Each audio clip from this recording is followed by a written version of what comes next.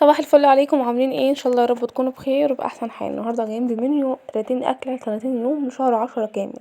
كان المفروض ينزل بدري شويه بس معلش اتاخرت عليكم.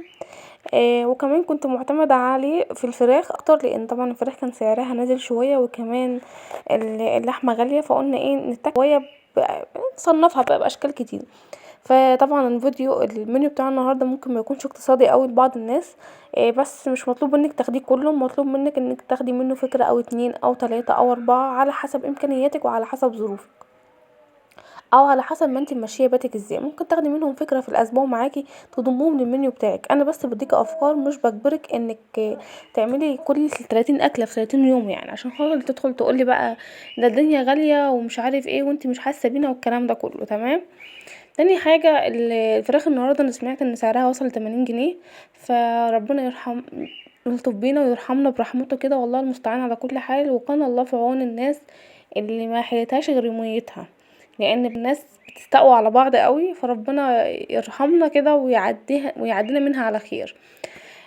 فانا جايبلكم 30 فكره، 30 اكله مختلفه، مفيش فيهم واحده شبه التانية. انت بس كل اللي عليكي انك تسمعي الفيديو للاخر، لو عجبك لايك وشير لاصحابك، وكومنت حلو كده وتقولي رايك فيه. زي ما قلت طبعا احنا لو جينا نتكلم، الفراخ تعتبر برضو لسه ارخص من اللحمه، يعني الفرخه تكفي بحق نص كيلو لحمه. تمام. فيلا بينا كده نسمي الله ونبدا ونشوف اول اكله معانا عباره عن ايه معانا ان شاء الله. وربنا يحسن دايما بين ايدينا ويوسعها علينا كلنا يا رب، ويرزق الجميع من حيث لا ندري ولا نحتسب. اللهم امين يا رب. آه هتاخدي فكرة وتطبخي بكرة بقى بعد زي ما انت عايزة. تمام. تاني وتالت ورابع المنيو معتمد على الفراخ اكتر من اي حاجة تانية، بس بطرق مختلفة. تمام. اول اكلة معانا ممكن نعمل شوية محشي كوسة، محشي بتنجان. الكوسة حلوة اليومين دول، البتنجان كمان متوفر، ونعمل جنبها فرخة متحمرة، سواء بقى اوراك دبابيس المتوفر عندك، وهتعملي من الشوربة بتاعتها شوية لسان عصفور. تبقى وجبة حلوة، وجبة يعني مشبعة. وفي نفس الوقت طبعا احنا دخلنا في الشتاء، فالمنيو هتحسيه شتوي اكتر من المعتاد. تمام. ممكن بقى تعملي بيتزا اقتصادية بالجبن او الخضار متوفر عندك جبن، عندك خضار، فاض معاكي فراخ من قبلها بيوم مثلا، تقدر تعمليها بالفراخ. المهم ايه، حاجة اقتصادية كده وعلى قد ايدك. حابة تجوديها تحط لها لحمة، تحطها فراخ زي ما انت تحبي، حابة تحط لها رنجة برضو براحتك. جبنة اقصد. تالت وجبة معانا هي الرنجة. هنجيب رنجة سواء بقى طرية او ملحه، ونعمل جنبها طحينه وسلطات.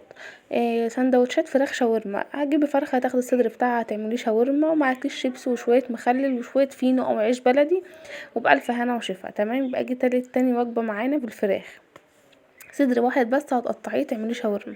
طبعا انت لو بتجيبي الفراخ بالشورى تقدري تطلعي منها وجبات كتير جدا، وهتفرط معاكي وهتفرق معاكي. خامس وجبة ممكن نعمل شوية رز بسمتي بالفراخ، او شوية رز اصفر وعامل جنبهم دبابيس او كبسة فراخ. تمام.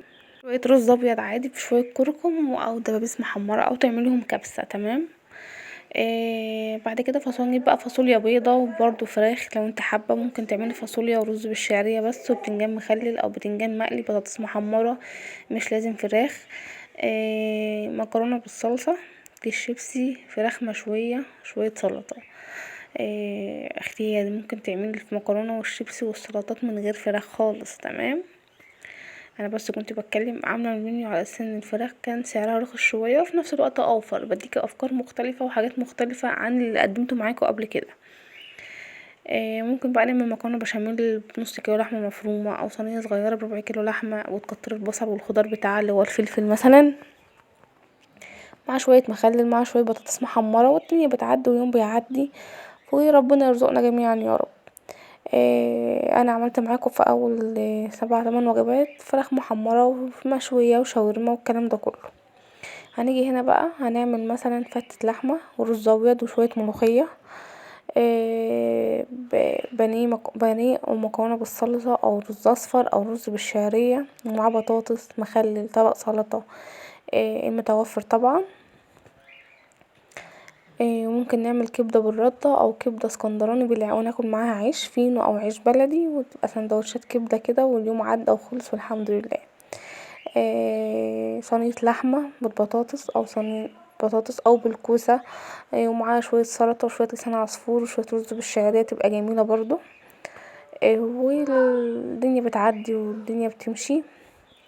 نعمل حواوشي لحمه مفرومه برضو، حواوشي وشويه مخلل وشويه شيبسي. تقدري تعملي حواوشي بطاطس مهروسه بيبقى جامد جدا واحسن من اللحمه كتير. انا بس بديكي افكار، انتي ممكن تاخدي وجبتين تمشيهم في اسبوع عندك. يعني مثلا هطبخ فراخ بدل ما اعملها بالطريقه التقليديه اشويها او اعملها صينيه. انا مثلا عندي اللحمه بدل ما اسلقها بس اعملها جنبها شويه فته. انتي فاهمين؟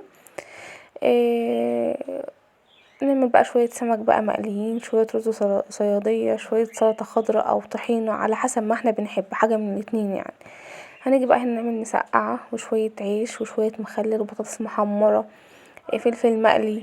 الدنيا بتمشي. نعمل كشري مصري بالدقة والصلصة والحمص. حبة معاه كبدة ماشي، حبة من غير كبدة مش اي مشكلة. هي وجبة شعبية وحلوة جدا. هنعمل سندوتشات سجق شرقي. هنجيب طبقين وهنعملهم بالبصل والطماطم والفلفل. نعملهم طواجن او بالمكرونة، هتفرط معاك وتبقى زي الفل ان شاء الله. نعمل سمك مشوي، جرجير، شوية رز ابيض، شوية سلطة، نشوي بتنجان، نقلي فلفل، نحمر بطاطس، اي حاجة جنب السمك. طاجن بامية باللحمة كده حلو مع رز ابيض وطبق سلطة، شوية شوربة لسان عصفور. والدنيا بتعدي الحمد لله يعني. هنعمل هنا مثلا صينية فراخ بالبطاطس وشوية رز بالشعرية. هنجيب فرخة او نص فرخة ونعمل تحتهم بطاطس ونكتر البطاطس بحيث ان يبقى فيه خضار اكتر. شوية كشري عدس بطاطس محمرة فلفل وبتنجان مقلي. كلها حاجات بسيطة جدا. مش لازم نعمل من كل حاجة كيلو واتنين ونكتر، لا لا، ربع كيلو من كل حاجة هتعملي احلى سفرة ان شاء الله. وهياكلوا وهيشبعوا وانت بقى تعوضي في الفطار وفي العشاء وكده يعني. هنعمل مثلا بصارة وشوية عيش وشوية مخلل نقلي جنبها فلفل. هنعمل صينية رقاق باللحمة وشوية شوربة لسان عصفور جنبها عشان تبلع. هنعمل مثلا طاجن سمك في الفرن او صينية سمك بلطي بالصلصة بتبقى جميلة جدا. رز ابيض وبصل بالخل، كفتة رز بالبطاطس او رز ابيض او كفتة داوود باشا او كفتة مشوية. اي نوع انت بتحبيه. هنعمل مثلا بتنجان مخلل بقى وطماطم بالدقة وبطاطس مسلوقة وهنحمرها وشوية رز حبة وحبة وشوية جرجير. واكلة تبقى احسن من الفراخ واللحمة الف مرة. اجنحة فراخ هنعملها صينية او نعملها شيش او نحمرها زي كنتاكي مع شوية رز بالشعرية وشوية مخلل.